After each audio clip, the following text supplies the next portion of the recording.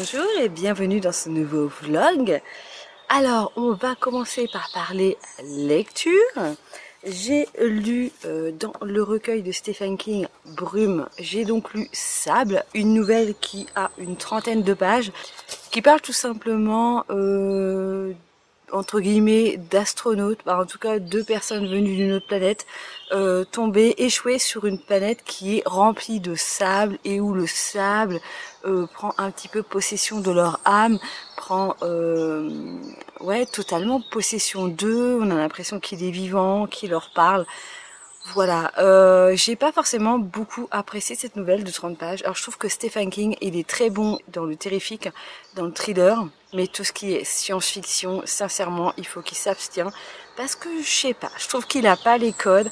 Je trouve qu'il est toujours un peu en retard sur le truc, qu'il a pas tous les codes technologiques de la chose. C'est pas parce que tu appelles comment dire, une gourde d'eau avec un numéro à la rallonge que ça fait tout de suite quelque chose de science-fiction.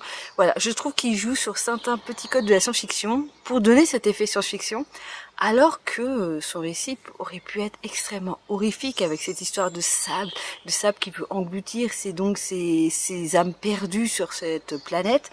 Et ouais, non, j'ai pas apprécié plus que ça, mais cette lecture m'a permis de valider le challenge de Vox.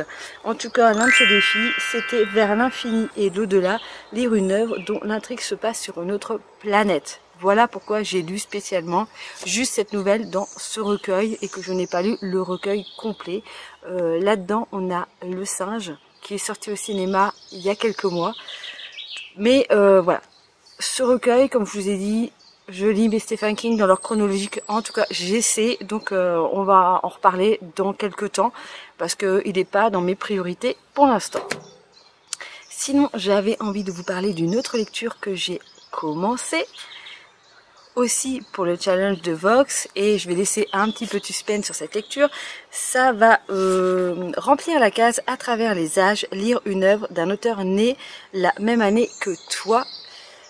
Alors, cette œuvre est sortie en 1980 parce que je n'ai pas trouvé d'œuvres qui sont sorties en 1981 dans ma palle.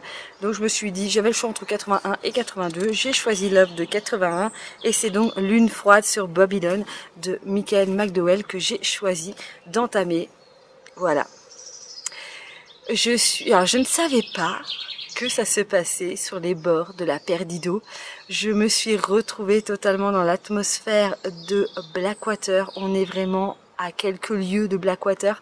On est à la frontière entre l'Alabama et la Floride. En gros, on est sur l'espèce de retour de Floride. Voilà, la Floride, ça fait une espèce de pointe, là, comme l'Italie, et ça se finit avec un espèce de rectangle, en fait, dans le haut, ça fait un rectangle avec une pointe qui dépasse, et donc ça se passe vraiment dans l'angle droit de ce rectangle, vraiment à la limite de l'Alabama, et je sais pas, en ce moment, je suis vraiment là, après Zephyr, Alabama, je me retrouve encore à quelque chose qui est au bord de l'Alabama, j'aime beaucoup de cette zone, en fait, je ne sais pas, en tout cas, je lis beaucoup de bouquins qui sont sur cette zone, et en quoi ça m'a fait rappeler Blackwater? Bon, pour l'instant, je suis à 88e page, donc j'entame le chapitre 8. Et bien, tout simplement parce qu'on se retrouve encore avec une rivière qui a des crues et qui va emmener certaines personnes. Le bouquin commence avec des morts bien dégueulasses, bien sauvageonnes, avec cette histoire de rivière, et j'ai surkiffé déjà rien que le prologue. Voilà. Le prologue, il m'a embarqué, j'ai dit ok, ça c'est fait pour moi, je vais kiffer. Donc voilà, c'est une lecture doudou que je vais savourer au maximum, parce que sur Michael McDowell, il va me rester seulement Cathy, que je n'ai pas encore lu, et après je sais qu'il va sortir Amulette, et après il y a un autre titre, alors attendez, c'est écrit au début. Il va sortir les élémentaires, voilà, en 2025, il y a l'Amulette et les élémentaires qui vont sortir, et je crois qu'après, à part les petites nouvelles que j'ai en version e-book, je l'avais sur ma tablette, mais qui est morte, mais bon bref, je peux les retrouver assez facilement en e-book, à part ces petites nouvelles-là, après il va me rester plus rien de Michael McDowell, et on aura fait le tour, et ça va être le désespoir, parce que j'aime vraiment beaucoup la façon que cet auteur écrit. Et donc pour en revenir à L'une fois sur Babylone, on se retrouve avec une histoire familiale. C'est l'histoire d'une famille qui a une plantation de myrtilles et j'adore les myrtilles. Voilà, et donc c'est le business de la famille, c'est la myrtille. Et donc on est avec cette grand-mère qui a donc perdu son fils et sa belle-fille dans un accident de barque. Ils se sont fait emporter par la rivière, voilà.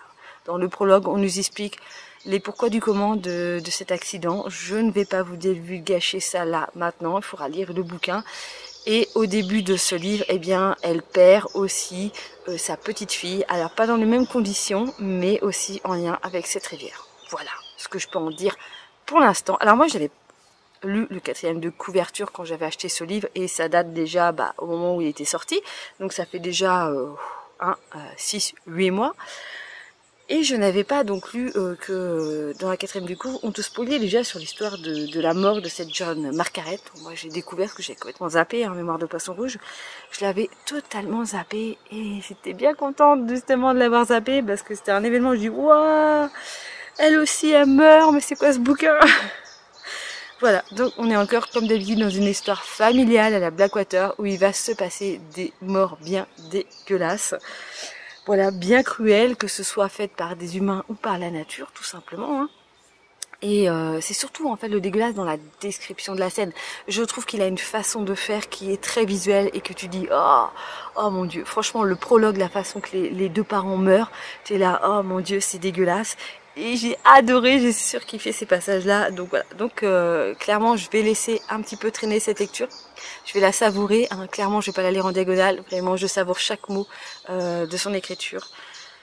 Voilà, cette lecture est censée être une lecture commune avec livre et sac à dos. Il faut que je vois avec elle, parce que moi j'ai commencé, j'ai oublié de lui dire que je commence, mais comme je suis un petit peu un escargot en lecture et qu'elle lit beaucoup plus vite que moi, faut que je la prévienne que j'ai commencé le bouquin et qu'elle peut commencer, mais pas trop vite s'il te plaît, parce que j'ai vraiment envie de savourer cette lecture. Voilà, et bien je vous laisse avec ça pour cette ouverture de blog.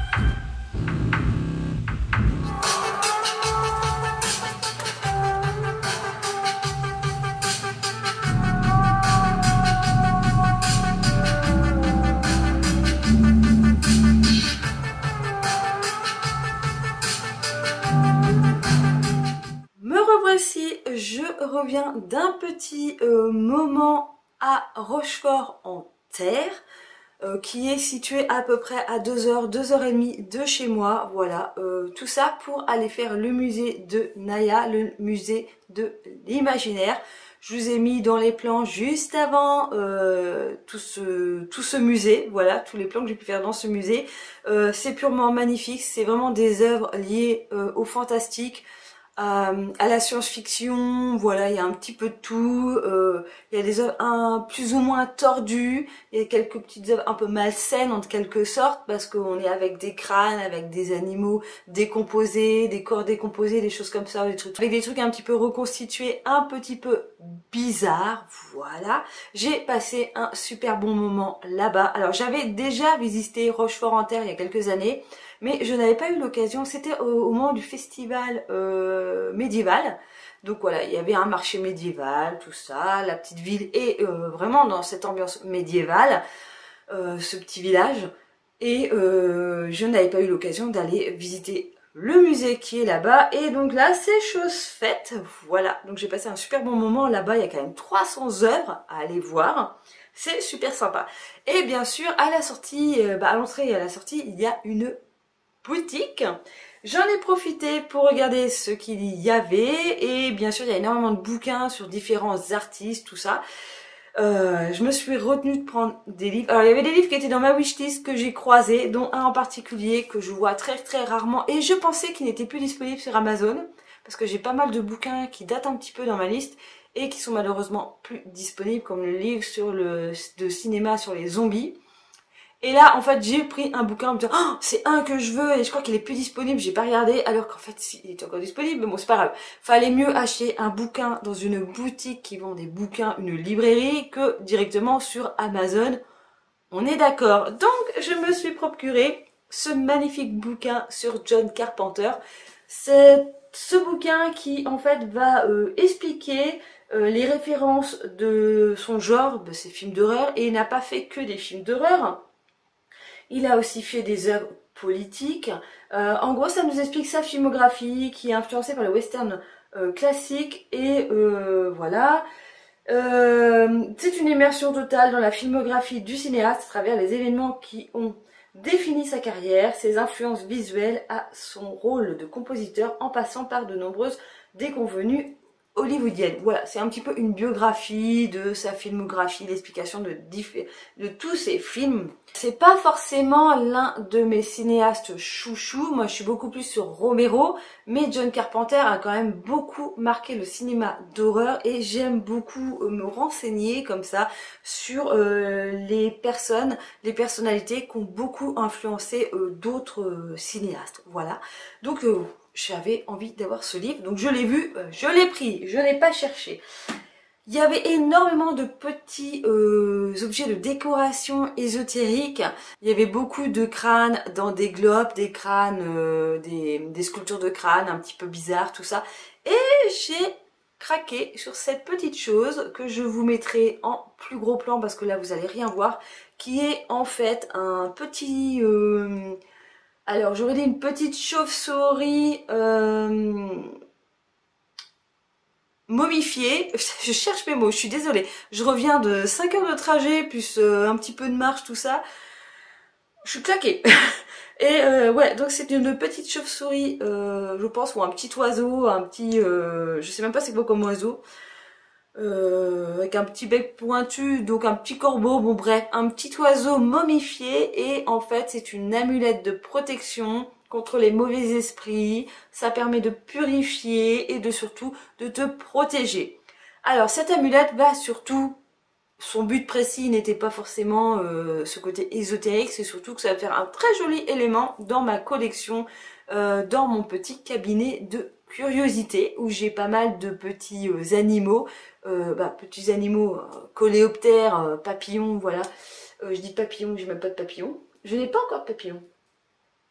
J'en ai un. Si, j'ai un papillon. Oh là là, je sais même plus ce que j'ai. Voilà, de petits insectes, voilà, en petits globes. Eh bien, ça m'en fera un de plus dans un autre style, mais toujours dans cette histoire de cabinet de curiosité. Oh, j'espère que vous me suivez parce que là, j'ai l'impression de raconter n'importe quoi. Voilà, voilà. Sinon, on va parler lecture. Où j'en suis dans cette lecture? Lecture commune avec livre et sac à dos. Et est venue se greffer à cette lecture commune Julie, que je ne connaissais pas. Alors, sa chaîne, c'est La Bique et la Punaise. Et il y a un truc derrière. Et comme je filme avec mon téléphone, je ne peux pas regarder c'est quoi. Julie, pardonne-moi si tu passes par là, j'ai oublié le nom de ta chaîne, mais en tout cas c'est La Bique et la Punaise. Voilà, ils vont aussi... elle participe avec son fils au challenge de Vox Terraria et je sais plus si elle l'a mis ou pas, parce que j'ai pas eu le temps là de regarder la vidéo, faut que je fasse ça, de voir ce qu'elle a mis un petit peu comme bouquin dans sa palle pour ce challenge. Mais bref, je suis donc en lecture commune avec ces deux personnes. Où j'en suis dans cette lecture? On voit que je suis claquée. Hein. 152e page, chapitre 16. J'ai pas trop envie de vous divulgacher trop l'histoire de ce bouquin. Car... bon, après on le sait déjà, on le sait que... dans cette histoire de famille qui a des arbustes à myrtilles, des myrtillers, on le sait que la jeune fille Margaret va disparaître. Moi je suis arrivée au moment où il la retrouve. Bon, elle n'est plus très vivante, mais ils l'ont retrouvée, voilà. Et donc je pense que s'en découle toute une histoire, un espèce de thriller de savoir qui l'a tué, parce que la grand-mère elle croit savoir qui c'est, elle se doute, mais on ne sait pas trop, voilà. On va partir, je pense, totalement dans une espèce d'enquête. Et il va sûrement se passer plein de trucs de ouf, comme il y a toujours dans ces œuvres. Sinon, je suis toujours aussi ravie de retrouver la Perdido. Alors là, on n'est pas réellement à la Perdido, mais on est quand même tout près. On est sur le bord de l'Alabama avec la Floride. Et je sais pas, j'aime bien l'ambiance en fait qui est mise dans ces livres, dans cette zone américaine. Dans ces contrées américaines, là, j'aime bien, même si on n'est pas du tout dans les mêmes années, parce que là, on est en 1980, alors que on est plutôt en 1800 et quelques au niveau de Blackwater. Mais voilà, j'ai l'impression de me retrouver entièrement replongée dans Blackwater, et c'est un pur plaisir, quoi. Parce qu'il y a des descriptions de cette rivière où tu as l'impression que cette rivière, elle est vivante, qu'elle vit, alors que pas du tout, et je sais pas, je trouve qui personnifie énormément des éléments comme ça naturels, et j'adore son écriture. Donc voilà, donc je suis à fond dans cette lecture. Alors à fond, pas tant que ça, parce que cette semaine, j'arrive mon doudou, je vais te donner à manger. Cette semaine, j'ai pas trop lu. Voilà, ce que j'avais pris de l'avance sur les filles, car j'avais commencé avant elles le week-end dernier, mais je pense clairement que là, je pense que Kat, elle a dû me rattraper royalement. Donc il va falloir que j'avance un petit peu pour pas prendre trop de retard sur cette lecture commune. Mais moi je le savoure, quoi. Et justement, en parlant de savourer ce livre rentre donc dans le challenge lecture de Vox, mais aussi celui de Katarzyna, livre et sac à dos. Car ce mois-ci, mois de mai, nous sommes sous le signe du taureau. Et le taureau, son thème, c'était savourer en gros une œuvre qu'on a envie de lire, prendre plaisir à faire quelque chose, avec, pas forcément avec lenteur, mais voilà. Il y avait cet esprit de savourer quelque chose. Moi, je peux te dire que ce bouquin, je le savoure énormément, donc je le lis bien, comme j'ai l'habitude de lire un livre que j'ai envie de savourer, c'est-à-dire que je lis tous les mots, et que je savoure chaque phrase, et que, bah du coup, oui, je lis avec un petit peu plus de lenteur, mais c'est comme ça que je lis, et c'est comme ça que je prends mon plaisir à lire. Voilà, on est escargot, lecteur ou pas, mais moi je prends plaisir à lire chaque phrase, à les savourer. Voilà, j'avais que ça à vous dire pour le moment.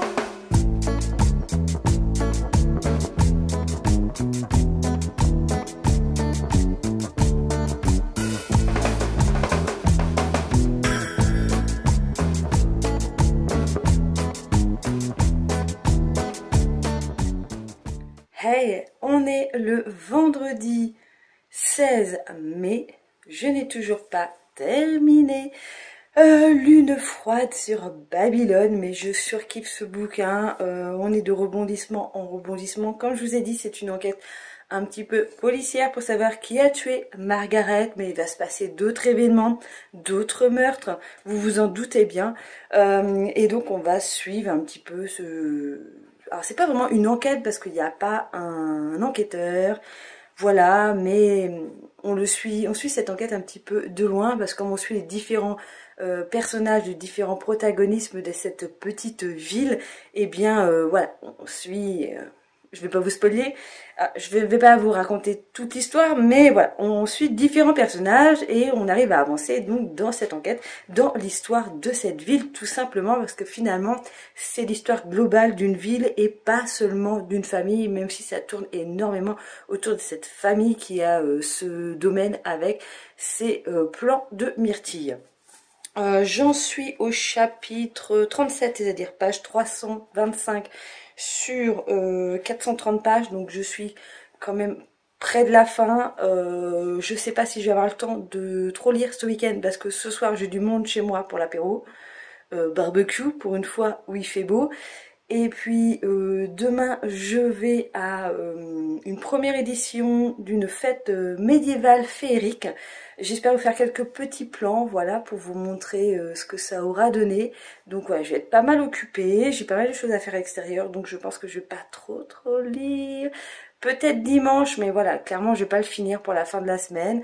Donc bah, vous vous en doutez, il n'y aura pas eu de vlog non plus cette semaine pour moi. Et la semaine dernière pour vous, je vais essayer de monter tout ça pour la semaine prochaine parce que là j'ai un petit peu de quoi faire, des choses intéressantes. Donc voilà, hein, je vous aurais laissé 3 semaines sans rien, bah je suis désolée. Comme je me limite dans mes achats et que je fais 1 ou 2 achats par-ci par-là au qu'on m'offre des bouquins, donc je vais pas vous faire un haul avec 3 livres, ça a quand même intérêt, c'est pour ça que je vous les incorpore directement dans les vlogs. Et puis sinon point lecture, j'avance pas dans mes lectures, donc j'ai pas de point lecture. Quoi d'autre, j'ai pas forcément envie en ce moment de faire d'autres types de vidéos, donc voilà, donc pour l'instant il n'y a que ça, hein. Il va falloir faire avec. Bah moi je vous laisse là, faut que j'aille préparer tout mon petit repas de ce soir, et puis voilà, hein. Je vous laisse. Et ben on se retrouve sûrement, pour moi ce sera demain, et puis pour vous à tout de suite. J'ai acquis récemment 2 livres. Alors en fait je voulais acheter ce petit guide sur le pire guide de la Bretagne, donc sur la Bretagne, qui est écrit par Chipili. C'est une nana que je suis sur Instagram et c'est avec elle que j'avais découvert le cimetière à Mayenne, le cimetière des aliénés. Je vous en avais fait une petite visite dans un de mes vlogs de l'année dernière.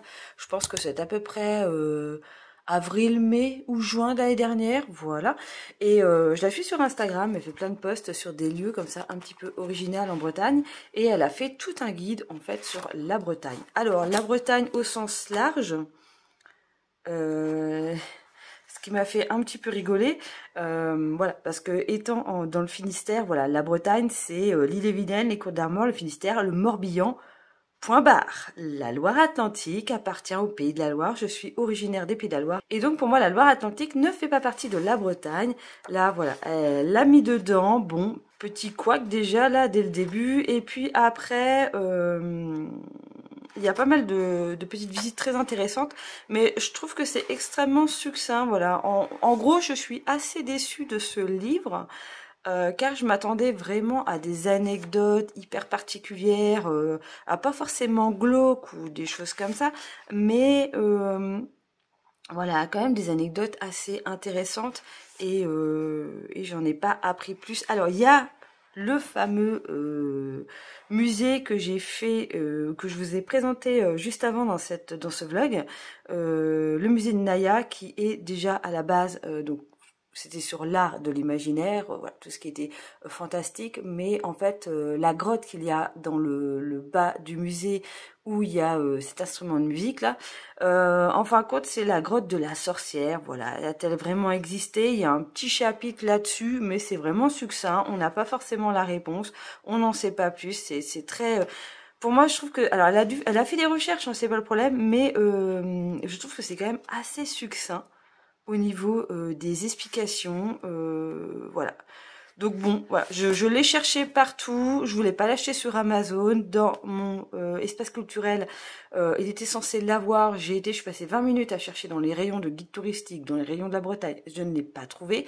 J'ai fini par vouloir le commander sur des sites, là où je commande des livres généralement en ligne, quand j'ai besoin d'acheter des livres neufs, mais J'avais commandé les Blackwater là-bas et à chaque fois que j'ai reçu tome par tome et voilà, le bouquin est emballé juste dans un carton qui est un peu plus grand que le livre, hein. Alors au niveau de l'épaisseur pas de problème, mais au niveau de la largeur, bah bien sûr le livre se balade dans le carton, ce qui fait qu'il arrive en mauvais état. Donc là j'ai fait une commande à la Fnac en me disant peut-être qu'ils emballent mieux leur bouquin. Et ben que nenni, que nenni. Mon livre est arrivé avec les bordures un peu ébréchées, voilà. Bon là j'ai remis, mais voilà. Si je vous mets, je l'ai reçu comme ça. Donc oui, avec un petit coup de doigt, on voit quasiment plus rien. Mais pour du neuf, moi, ça m'emmerde un petit peu. Il est un peu dégueulasse aussi. Et en même temps, pour combler cette histoire de frais de port, parce que moi, si j'allais à la Fnac, faut que j'aille jusqu'à Quimper, donc je vais dépenser aller-retour 5-6 balles d'essence, donc ça me faisait chier, clairement. Donc je me suis dit, je vais commander, donc j'ai commandé ce livre-là en plus, qui est aussi un livre d'une personne, c'est le premier livre de Juliette Cassez, je pense que ça se prononce comme ça, c'est aussi une Instagrammeuse que je suis, qui a fait beaucoup d'études sur les différentes, comment ça s'appelle, tombes, les rites funéraires, voilà, elle est vraiment très... son sujet de prédilection, tout simplement, c'est les rites funéraires. Voilà, c'est tout ce qui est pompe funèbre et tout ce qui s'ensuit. Donc, je n'avais pas encore lu un de ces bouquins. Je crois qu'il y en a déjà 4 de sortie. Voilà.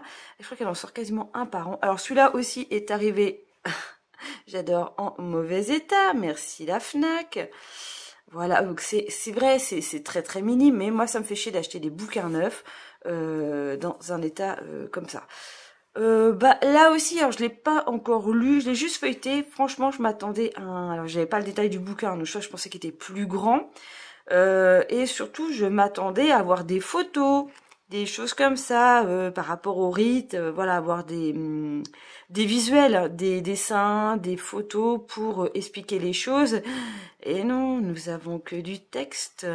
Voilà, je suis ravie.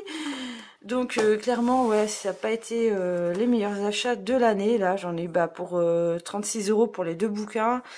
J'aurais peut-être dû m'abstenir, voilà. La Fnac va pas être mon amie non plus pour l'envoi de bouquins, hein, parce que clairement, voilà.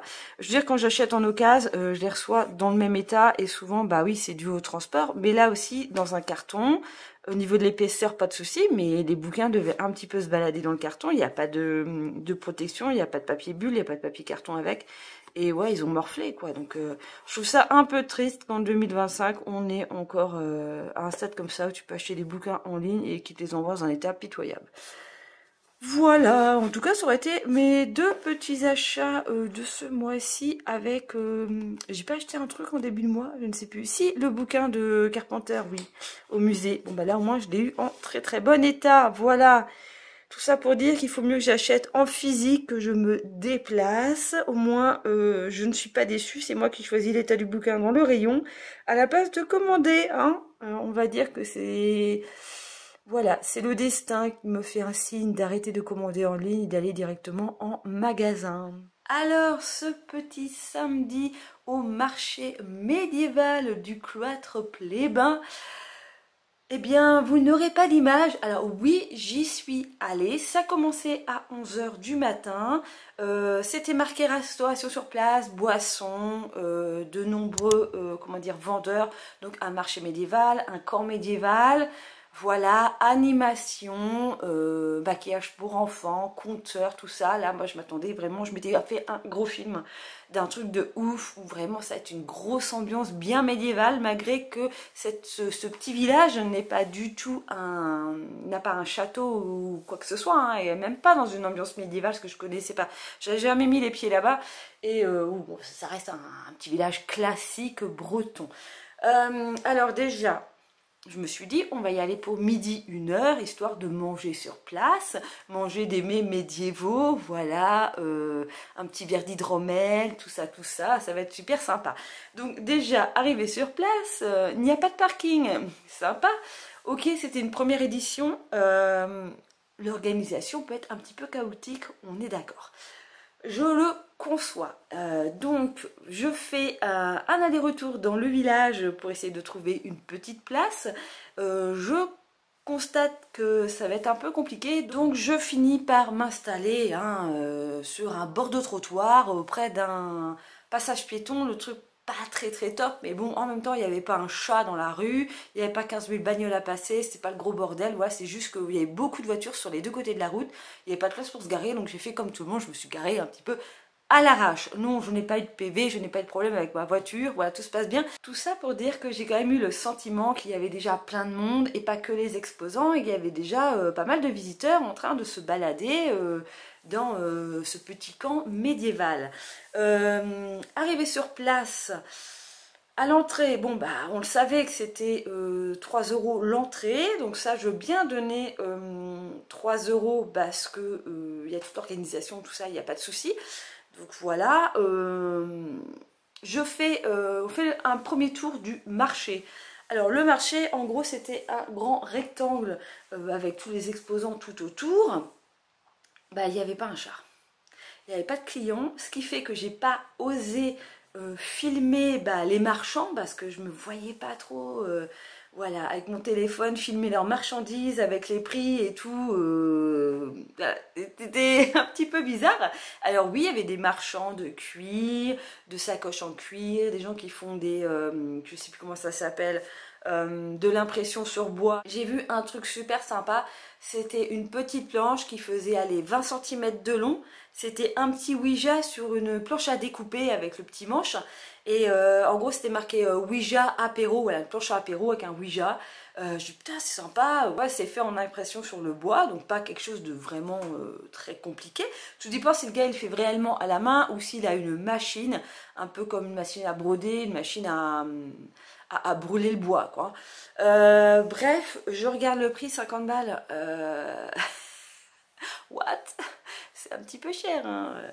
Donc bon voilà, tout était comme ça, il y avait un peu de... Alors c'était un mélange de médiéval et de fantastique, mais je trouve qu'il y avait beaucoup plus de médiéval que de fantastique parce que ouais, j'avais pas de vendeurs de choses type oreilles d'elfe, tenue un petit peu fantastique, voilà, un petit peu ambiance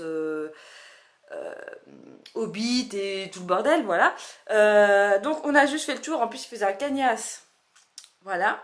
Un vendeur d'hydromel, et de... il n'y avait même pas de hydromel, il y avait juste de l'hydromel et il avait d'autres trucs, des vins épicés avec des noms un peu tordus, voilà. Mais j'étais super déçue parce qu'il n'y avait pas un boulanger au feu de bois, des choses comme ça, il n'y avait personne qui vendait de la bouffe. Moi j'étais venue pour la bouffe quoi. En plus voilà, il était midi, j'avais faim. Donc moi il faut savoir que quand j'ai faim, je suis super aigrie. Donc ils sont tous pris plein la gueule quoi. Je passais, c'était Criticland. Bref, on a fait le tour. Alors on nous a dit oui, il y a aussi la salle des fêtes. N'oubliez pas la salle des fêtes. On rentre à la salle des fêtes. 3 exposants. Ok. Donc, une avec des bijoux un petit peu elfiques, tout ça, les trucs d'oreilles, des beaux colliers, machin. Ok, c'est pas ce que je cherchais. Une autrice de livres était là, alors je n'ai pas retenu son nom, mais elle expliquait à la dame qui était juste devant nous, voilà, que son premier, le premier roman qu'a présenté, c'était une ambiance Harry Potter. Là, tu te dis, ok, ça rentre dans le thème, il n'y a pas de souci, ça colle avec l'expo. Et puis les 2 autres romans, c'était du policier comique. Ok. Ça colle pas du tout, mais bon, c'est pas grave. Hein, voilà. Bon, bref, salle des fêtes, 3 exposants. Bon, on a fait demi-tour. Hein. Il y avait un panneau avec marqué taverne. On s'est dit, bon, ça doit être là la bouffe, quoi. On arrive, alors, une espèce de cours d'école, ok. Un food truck qui vend de la bière locale, mais pas du tout dans une ambiance médiévale. Le mec doit faire tous les festivals du coin et de Navarre, comme on dit. Et à côté, il y avait un autre food truck. Donc je me suis dit, ah, c'est cool, on va enfin pouvoir manger des petites tourtes, du cochon grillé, voilà, un petit truc médiéval, quoi. Non, devinez ce qu'ils vendaient. On est en Bretagne, des crêpes. Voilà, et c'était même pas des galettes, genre complètes, c'était réellement des crêpes. Truc que je peux pas... voilà, comme je dis, je suis du Pays de la Loire, je connais plus la galette saucisse de Rennes que la crêpe finistérienne, qui n'est pas une galette, c'est une crêpe. Voilà, et en plus, il y avait donc l'école juste en face qui avait son petit barnum, c'est le truc traditionnel de Kermesse, voilà, qui vendait quoi? Des crêpes! Voilà, donc super. Donc on a pris une bière parce qu'on aime la bière et que je connaissais pas cette brasserie je me suis même pas intéressée à d'où était cette brasserie. Et bon voilà, en gros on a bu 2 bières, après on s'est dit bah on va aller faire le camp médiéval. Peut-être que là, c'est peut-être là qui se cache le cochon grillé. Et donc en allant au camp médiéval, il y a un petit panneau qui marqué mini ferme, tu dis bon bah je vais pouvoir filmer quelques petits animaux, voilà. On arrive au camp médiéval, sac exposant, au milieu, bah, un truc, bon, une scène, bah, pas une scène, mais comment dire, des barrières, voilà, pour, il va se passer un truc. Bah, il y avait normalement une démonstration de combat, d'épée, tout ça, je n'ai rien vu. Il était 14h, hein, ça ouvrait à 11h et on devait être, je sais pas, 10-15 personnes à visiter les lieux. Et il n'y avait aucune animation, quoi. Alors, la ferme, j'ai réagi en repartant de ce micro-camp. On se dit, mais on n'a pas vu la ferme. Elle me dit, bah si, ça devait être les 2 ânes qui étaient là. Il y avait 2 ânes, il y avait 3 poneys. Et du coup, je me dis, non, mais moi j'ai toujours rêvé de combattre ma phobie des chevaux et des poneys due à une sortie scolaire en CM1, CM2, voire même en CP. Voilà, où j'avais un poney exécrable qui ne voulait pas avancer.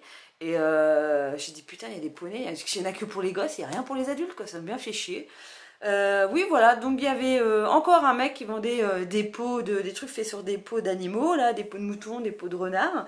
Plein de trucs comme ça. Il y avait une meuf qui faisait de la calligraphie ambiance elfique. Il y avait donc le monsieur qui avait les casques médiévaux pour la démonstration donc sûrement de combat à l'épée, de choses comme ça. Mais bah là on est arrivé, c'était pas leur démonstration. Il n'y avait aucun panneau avec les horaires des démonstrations, donc il y avait un mec voilà qui vendait des couteaux faits dans sa forge au charbon. Donc il avait sa forge au charbon avec lui. Et puis bah à l'heure où on est arrivé, il était pas en train de faire une démonstration, donc il était derrière son stand, il attendait, et voilà, donc on n'a vu aucune démonstration, il n'y avait rien.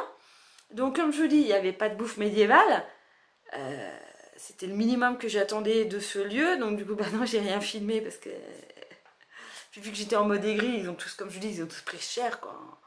J'ai même un exposant qui dit bah ouais c'est vrai que les poneys c'est que pour les gosses, il n'y a rien pour les adultes.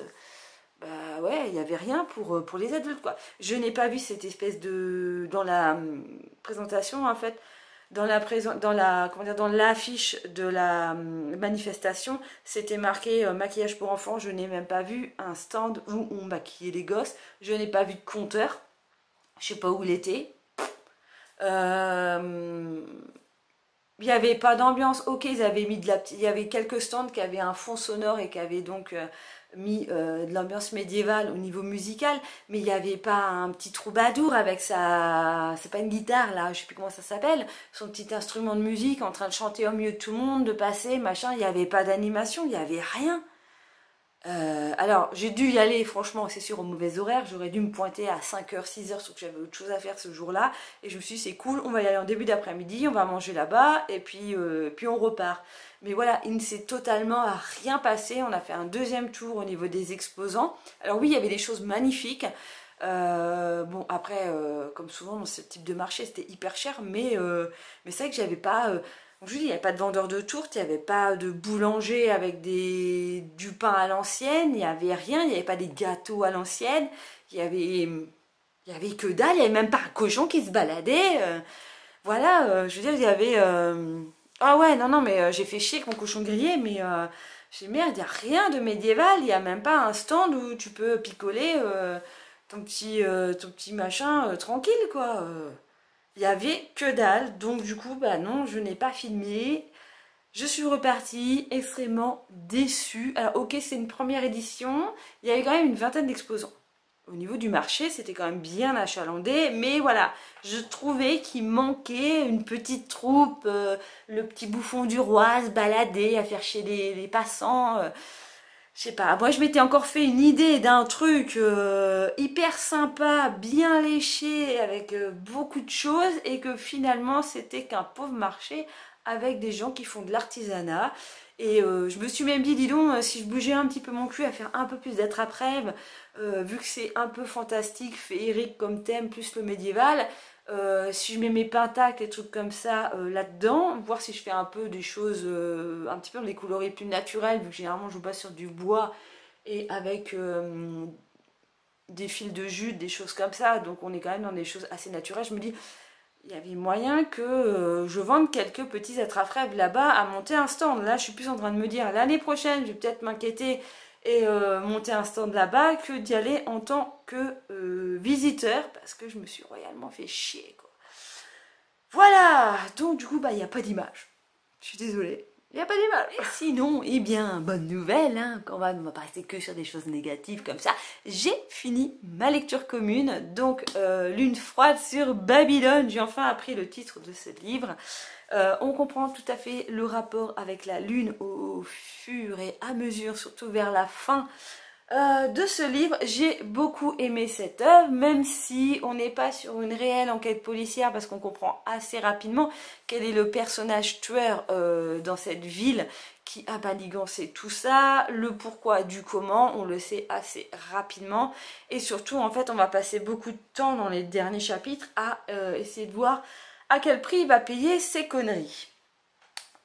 Sinon, j'ai vachement bien aimé cet aspect qu'on a aussi dans Blackwater, le côté un petit peu, il se passe rien et d'un coup il y a un truc, une scène bien dégueulasse, bien gore qui arrive, un meurtre, et hop, on repart dans un truc bien zen, tranquille, machin, petite histoire familiale. J'aime bien ces petits éléments comme ça, où ça pourrait être un bouquin tout à fait voilà, satire familiale, petite enquête policière tranquille, et puis il y a des petites taches comme ça, bien, bien mis par endroits, bien dégueulasses, et il y a toujours aussi cette notion avec cette rivière malsaine, il y a toujours ce fil conducteur en fait chez McDowell de cette rivière qui est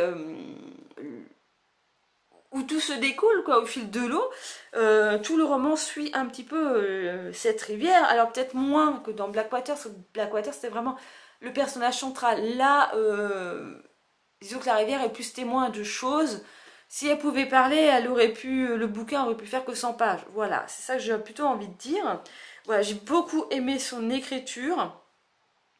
Ça reste quand même l'un de mes titres préférés de McDowell, même s'il y a quelques petits couacs à la fin, parce que pour pas trop divulgacher la chose, on est quand même sur une histoire de vengeance, une histoire un petit peu de revenant, et quand tu as l'habitude de voir des films, quand tu as l'habitude de lire des bouquins un petit peu sur ce thème, bah, je trouve que c'est quelque chose d'un petit peu banal ce qu'il a fait, il n'y a pas trop d'originalité. Après, il est sorti dans les années 1980 ce livre, donc oui, c'est un petit peu normal. Depuis, on a essayé de faire des choses un petit peu plus originales, mais sinon, ça marche parfaitement. Et ce que j'aime beaucoup dans la façon qu'il a d'écrire et de décrire les choses, c'est que c'est extrêmement visuel. Tu arrives tout de suite à te mettre les scènes en tête, à imaginer ce qui se passe, tout ça. Et oui, tu vois que ce mec a été aussi scénariste et que ce bouquin pourrait faire un magnifique film ou une super série, parce que voilà, tout est extrêmement visuel, je trouve. Donc ouais, ça a été une très bonne lecture. Bon, j'ai encore mis 4 plombes à lire un bouquin, mais c'est qu'un détail. Franchement, je vous le recommande. Alors moi, il me reste Cathy à lire, qui est apparemment l'un des titres les plus horrifiques qui est sorti pour l'instant de McDowell chez Monsieur Toussaint l'ouverture. Donc il devrait beaucoup plus me plaire, même si j'avais beaucoup aimé Les Aiguilles d'Or. Les Aiguilles d'Or, il n'y avait pas d'histoire de rivière, on était vraiment sur un conflit, une rivalité entre deux clans, qui était extrêmement sympathique aussi, mais là, il y a aussi une histoire de rivalité aussi, hein. Alors c'est même pas de la jalousie là pour le coup, c'est plus de l'opportunisme, voilà, il y a... sans trop rentrer dans les détails, l'auteur entre guillemets a une opportunité, il a envie de la saisir et le destin choisira pour lui s'il a bien fait de faire ça ou pas. Voilà, j'ai pas spécialement envie d'en dire plus parce que c'est le genre de bouquin que je préfère vous laisser découvrir. Moi voilà, j'ai beaucoup aimé, même si comme je vous dis, on n'est pas dans un 100%, voilà, je suis pas sur un 5 sur 5. Je sais plus combien je l'ai mis sur Livre Addict, 16 ou 17 je crois. Voilà, on n'est pas sur un 18, 19, 20, mais ça reste quand même une très belle œuvre et j'ai beaucoup apprécié ce moment de lecture. Il est donc venu pour moi le temps de clôturer ce vlog. J'espère que ça vous a plu, même si je sais c'est un petit peu chaotique celui-ci, tout ne s'est pas passé comme j'aurais aimé. Voilà, je vous ai pas appris suffisamment, mais je vous oublie pas pour autant. Voilà, et bien je vous fais plein de gros bisous, j'espère que tout va bien pour vous et on se dit à une prochaine vidéo. Bye bye.